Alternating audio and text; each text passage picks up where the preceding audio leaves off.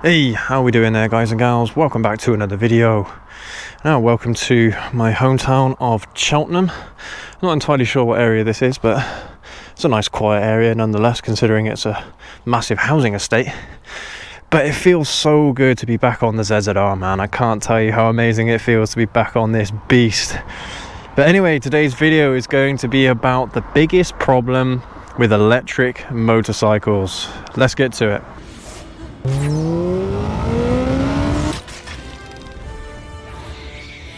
Right, but let's get on the bike. Let's go for a ride. Oh, that engine. So when you think about it, these kinds of issues will apply to both electric cars and electric motorcycles, but we're going to be sticking with electric motorcycles for the most part in this video. So yeah, it seems like the electrification of our travel is inevitable. Electric trains, electric cars, electric buses, and of course electric motorcycles. There's also talk about electric jet engines for planes and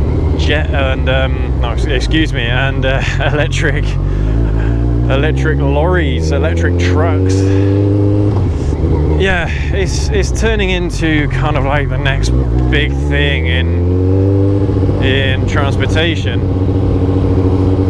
But look, everybody knows the benefits, okay? So yes, they are greener, supposedly. I mean, that's another issue entirely, how green they actually are over their lifetimes, especially with the mining of the lithium and the cobalt that's needed for the batteries. But again, that's a different argument entirely. I'm going to talk more about the practical issues with electric vehicles.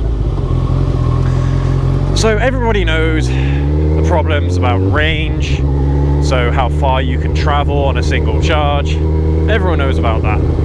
Everyone also knows about the lack of infrastructure, so charging points and where they are, because at the moment they only seem to be in larger towns and cities. I mean, around this part of the country you are starting to see more and more charging stations, but they are still limited. Like even in big supermarkets you only find 3, maybe 4 charging stations for electric vehicles.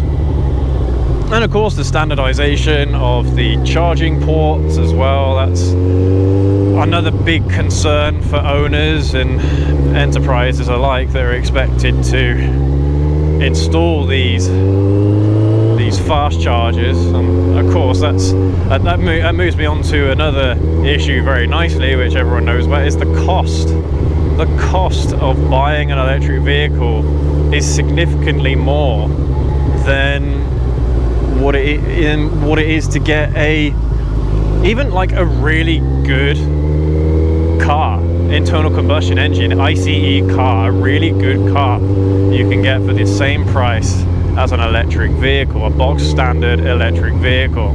It's not just buying the vehicles that's the problem, it's also buying the chargers for them. If you want a decent time for charging, you need to buy one of those really expensive fast chargers. And again, that's another added cost that these companies don't seem to tell you about when you're buying an electric vehicle. Yeah, you don't have to buy a fast charger. You can just use the the regular kind of circuit that you have in your own house to charge your car or motorcycle. But of course that will probably take you 4, 5, 6 hours to charge from 0 to full. So it's not exactly a straightforward process to drive or ride an electric vehicle, an electric motorcycle. People like the convenience of being able to just go to a petrol station or a gas station and just fill up. 5 minutes at the station and you're good to go again for another 200, 300, 400 miles, depending on the vehicle that you're driving or riding. But all the points that I have mentioned so far are fixable. we can fix those issues. We can fix the range. We can fix the charging times. As time goes on, these are issues that we will fix. There's no doubt about that. As these technologies develop and as they innovate, we're already hearing of batteries that can charge from 0 to 100 in a few minutes. We're already hearing of batteries with much better capacities than, or theoretical capacities than, what we're getting in current batteries. So all of that stuff is fixable. The main point in this video is going to be about the things we can't fix. And I've got a few of them for you. The first one, obviously, is the sound. Electric vehicles have no sound. An electric motorcycle has no sound. When you pull back the throttle, it makes no sound apart from maybe a slight whine. It doesn't sound like this. It doesn't sound like that. You can be really juvenile on a bike like this with the way it sounds, which you can't in an electric bike.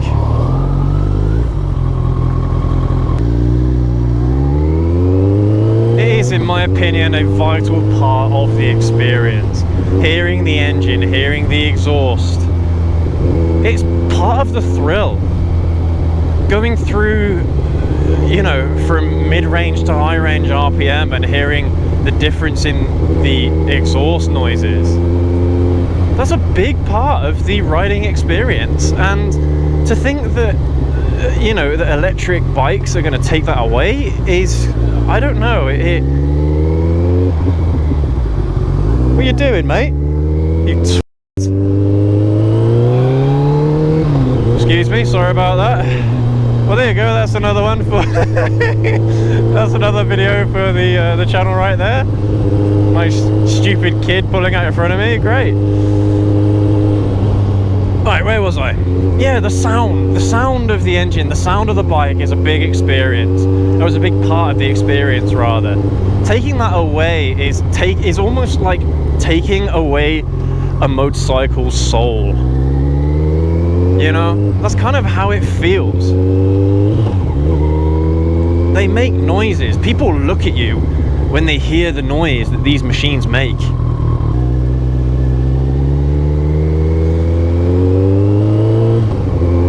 Now, it's a bit of a weird way to describe a machine, but it doesn't feel like a machine. When you're riding a motorcycle that you absolutely love, it's not a logical experience, it's an emotional experience.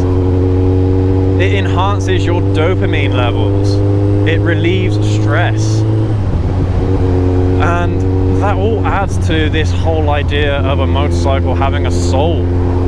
You know, it might sound a bit stupid, I don't know. Let me know what you think in the comments, of course, but I don't know, to me, it's a big part of the experience. Hearing the sound, hearing the rumble, the vibrations, feeling the difference in torque between first and sixth gear. You know, being almost at one with the machine. And I suppose you could make a very similar argument to motorcycles these days that have combustion engines, internal combustion engines, but they have computers working everything. This ZZR has very little of that apart from ABS and, of course, traction control. But most of the experience is down to your input. It has nothing to do with the computer. And I know a lot of people long for that experience in a motorcycle already. So imagine what that's going to feel like when you have none of that control and all of it is controlled by a computer inside the bike rather than what you're doing on the bike. It's almost like the bike doesn't trust you. But I mean, again, I can't really say that, because Teslas, of course, you put your foot down and it goes, man. It's the fastest production car in the world in 0 to 60 time and 0 to 100. That Tesla competes with this bike, this ZZR 1400, a 2.5 second quarter mile.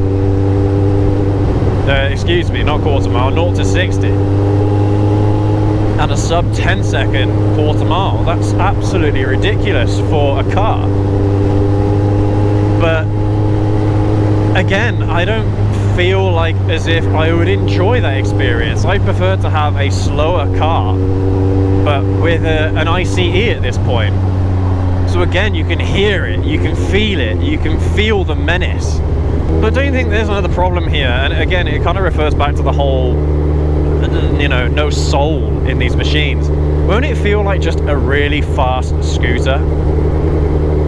Like I've said before in this channel, I don't do scooters. I've ridden scooters before and I find them great fun, but I don't think they're motorcycles. This is a motorcycle channel, so I don't regard them as motorcycles. So from that point of view, can you call an electric motorcycle a motorcycle at all? If it's just a twist and go action and off you go kind of thing, it will take little to no skill. It's almost like it's going to promote worse riders in future. Those are the main arguments for, or those are the main problems I feel with electric motorcycles and electric cars in general. The sound they make, the feel they give you, their soul, and of course just generally the experience. It's going to be a different experience. Now, I've not ridden an electric motorcycle before, so I can't say either way whether or not those points are true, but those are, if I imagine myself on an electric motorcycle, these are the initial thoughts that I would have, in addition to all the other current problems with electric motorcycles, the logical problems, which hopefully they'll fix in the next 5 to 10 years. But things like performance on an ICE is constant. As long as you have petrol or gas in your tank, you can go and it will give you the same experience every time you pull back the throttle. An electric motorcycle will feel really quick in the first 10-15 minutes of you riding it, but then of course as time goes on, you're not going to feel as much power, because as the battery drains, the less power it can apply. And that's another problem with electric vehicles, is their performance degrades over time. And I'm not just saying over time in a general sense over the lifetime of the vehicle, I'm saying over time within its, charge level. You simply will not feel the same amount of power that you do at 100% of the battery compared to say 50%. You just will not feel it. It will not be there. But again, those kinds of things I'm sure will be improved over time. And one big incentive at the moment is taxes, of course. So having zero taxes to pay on electric vehicles is quite a nice thing to have. But at the same time, with modern cars, not so much motorcycles in the UK at least, but with modern cars, taxes can be as little as 30 quid a year.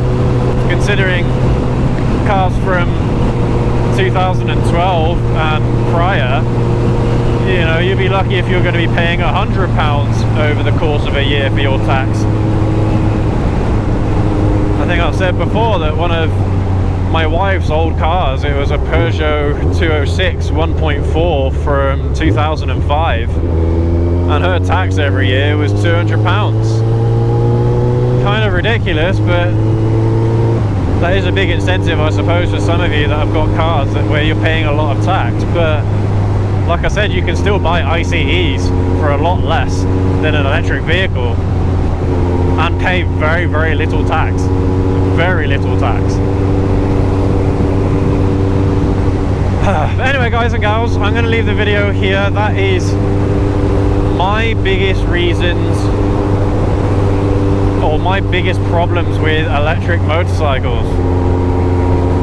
Problems that I don't think we're ever going to be able to fix, even though that seems to be the way it's heading. But I suppose one idea has come to mind, and Toyota are in the process of developing an ICE for hydrogen. So it's actually combusting hydrogen in a cylinder in a very traditional way to petrol ICEs, to gasoline ICEs. So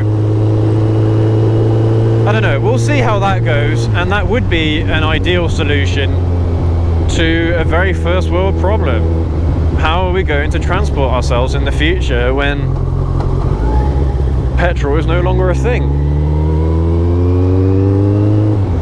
But yeah, we'll see about that. Obviously hydrogen comes with its own caveats, but who knows, maybe we'll do a video about that engine in the near future and its development. Who knows, we'll see. But anyway, guys and girls, that'll do it for this video. Thank you ever so much for watching, and thank you for the recent surge in subscribers.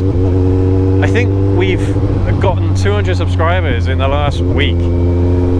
So it's absolutely insane, the love and support that you guys are giving the channel. Thank you so much for that. But I am going to remind you that our target is 1,000 subscribers, and we'd like to do that sooner rather than later. How about this as a target? Let's try and get to 1,000 subscribers by the end of October. Can you guys do that for me? Any new viewers, welcome to the channel. Hit that subscribe button, please. Help us reach that 1,000 subscriber goal. Yeah, that'll do for this video, guys and girls. Thank you again ever so much. Leave a like and a comment and subscribe, as I've already said. And we'll see you all in the next video. Have a good one.